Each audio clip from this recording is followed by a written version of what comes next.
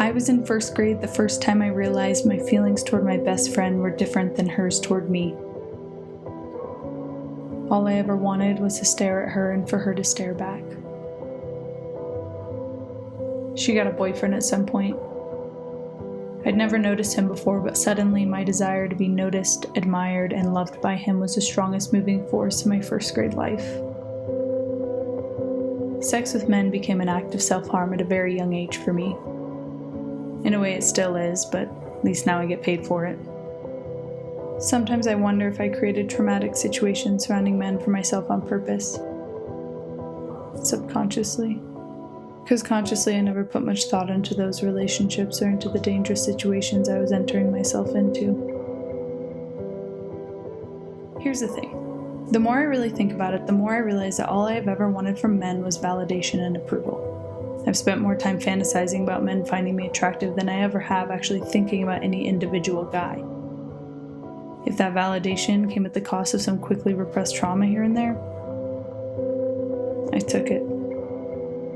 I've spent most of my life waiting for a stamp of approval from some beautiful and mysterious guy so that I could finally start living.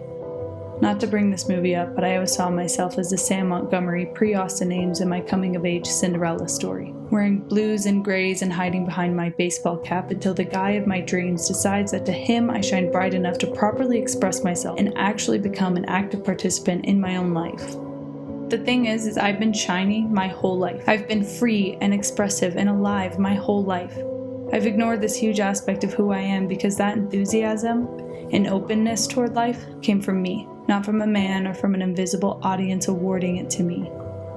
And therefore it held no value. The interesting thing about a lot of sex work is that it's much more gay than people perceive it to be. At least it is in the clubs. You have a group of women spending tons of time together dressed in lingerie or not dressed at all, tasked with continually exuding outward sexual appeal and desire for a living. In the clubs, which I'd worked at since I was 18, there was always a blur between friendship, co-working, and sexual attraction. I would be asked to be sexual with another dancer or waitress almost every night. It didn't occur to me that a lot of my friendships that weren't quite friendships, weren't flukes. They weren't born from my own perversion of female sexuality. I wasn't just perpetuating that perversion of female sexuality for my clients.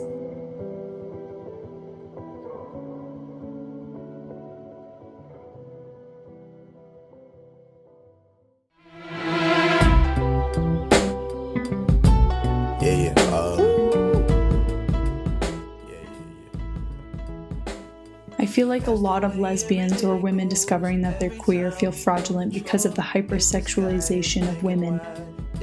More specifically, women who love women.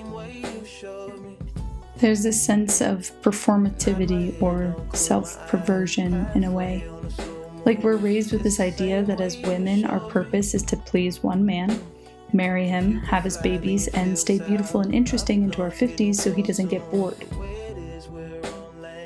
What I'm trying to say is that the male gaze doesn't fade when you realize that you don't want to pursue relationships with men. It surrounds you in a new or different way, I guess. It's like I'm gay, but I still have these deep-rooted beliefs that I'm on this earth to perfect my function to please the men around me. Like my gayness is just a new way for my existence to be perverted by men. Or just society.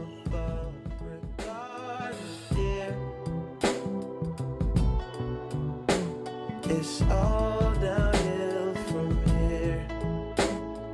In the wake of a hurricane, dark skin of a summer shade, nose dive in the floodlines, tall tower, milk